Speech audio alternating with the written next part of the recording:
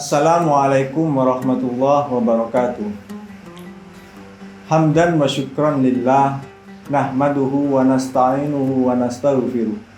Wa na'udzu billahi min syururi anfusina wa min sayyiati a'malina. May yahdihillahu fala mudhillalah wa may yudlilhu fala hadiyalah. Allahumma shalli wa sallim ala sayyidina Muhammad wa ala alihi wa sahbihi ajma'in. Qala Allah Ta'ala fi kitabihil karim, a'udzu billahi minasy syaithanir rajim. Bismillahirrahmanirrahim. Innamas shadaqatu lil fuqara'i wal masakin wal 'amilina 'alaiha wal mu'allafati qulubuhum wa fir riqabi wal gharimina wa fi sabilillahi wa ibnis sabil faridatan minallah wallahu alimun hakim. Al-ayah. Rabbi shrah li sadri wa yassir li amri wahlul 'uqdatam min lisani yafqahu qawli waj'alni waziran min ahli. Pemirsa pemerhati channel MA Unggulan Nuris yang dirahmati Allah. Pada kesempatan kali ini kami kembali hadir menyuguhkan kajian seputar amaliyah bulan Ramadan. Yang dalam hal ini kami akan membahas tentang hukum membayar zakat atau memberikan zakat kepada keluarga atau sanak famili kita. Salah satu hal penting yang perlu diperhatikan dalam hal zakat adalah mengenai harta zakat kita itu ditujukan atau disampaikan atau diberikan kepada siapa. Dalam hal ini Allah Subhanahu wa Ta'ala berfirman dalam surat At-Taubah ayat 60 yang dibacakan di awal, bahwasanya secara rinci Allah sudah menjelaskan ada setidaknya 8 golongan orang yang berhak untuk menerima zakat atau yang lebih kita kenal sebagai mustahik zakat. 8 golongan tersebut diantaranya orang fakir, miskin, amil zakat atau orang yang mengumpulkan dan mendistribusikan zakat, mu'alaf, hamba sahaya, ghorim atau orang yang berhutang dan dia tidak mampu untuk membayarnya. Fi sabilillah, orang yang berjuang, berjihad dan dalam menegakkan agama Allah. Serta yang terakhir adalah ibnu sabil, yaitu orang yang dalam perjalanan dan kehabisan bekal atau yang kita kenal sebagai musafir. Dalam ayat di atas dijelaskan bahwa orang-orang yang berhak menerima zakat yang teringkas dalam 8 golongan tersebut itu merupakan orang yang berhak menerima zakat secara umum. Sedangkan ulama kita, ulama fikih, para fuqaha lebih mendahulukan dua golongan di antara 8 golongan tersebut. Siapa mereka? Yakni orang fakir dan orang miskin. Kenapa? Karena orang fakir dan orang miskin tersebut sangat membutuhkan daripada di antara 7 golongan tersebut. Lalu kemudian muncul pertanyaan, bagaimana hukumnya apabila harta zakat kita distribusikan atau kita berikan kepada keluarga kita sendiri? Lalu itu bagaimana hukumnya? Nah, dalam hal ini para ulama Syafi'iyah memberikan perincian hukum tentang keluarga yang boleh diberikan zakat dan keluarga yang tidak boleh menerima zakat kita. Imam An-Nawawi dalam kitab Al-Majmu' ala Syarhil Muhadzab menjelaskan mengenai hal ini. Beliau menuturkan, wala yajuzu daf'uha ila man talzamuhu nafaqatuhu minal aqrabi waz zaujat. Artinya tidak boleh memberikan zakat itu kepada orang yang menjadi tanggungan kita untuk menafkahi dalam kesehariannya. Artinya apabila kita merupakan kepala keluarga, seorang suami, kita dalam keseharian itu wajib untuk memberi nafkah kepada istri, anak, dan orang tua kita apabila orang tua menjadi tanggungan nafkah kita. Dalam hal zakat, kita tidak boleh hukumnya memberikan zakat kepada mereka. Karena apa?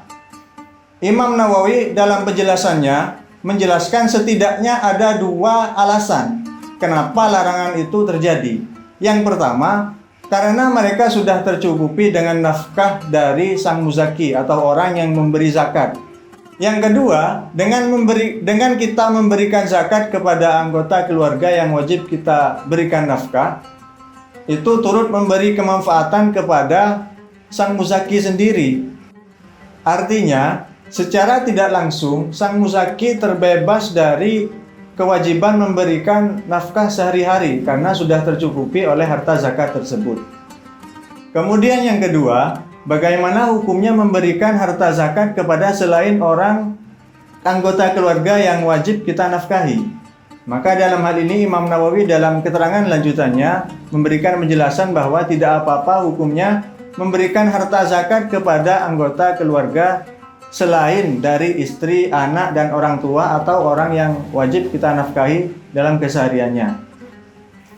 Seperti misalnya paman, bibi, atau ponakan. Artinya dalam sehari-hari tanggungan nafkah itu bukan menjadi tanggungan sang suami atau muzaki.